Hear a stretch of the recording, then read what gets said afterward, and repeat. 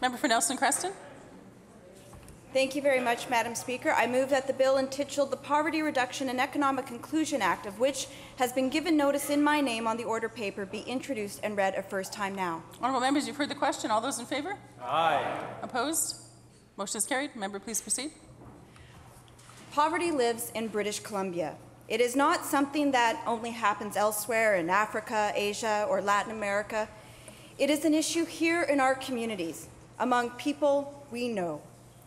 Although BC has had the highest rate of overall poverty in Canada for 13 years and the highest child poverty rate for 10 years, 33% above the national average for that decade, government has yet to take action with a direct legislative approach. We remain one of 2 provinces in Canada without a legislated plan. Today, this Poverty Reduction and Economic Inclusion Act seeks to take the needed action to look at the ways government can reduce rather than contribute to poverty. For example, government could begin reducing child poverty by allowing children of single parents receiving income supports to keep their child support payments. Actions taken under the guidance of this Act would not only identify how best to change this existing policy, but others like it, like the policy that forces seniors with disabilities to take a reduced early Canada pension rather than continue receiving persons with disabilities benefits.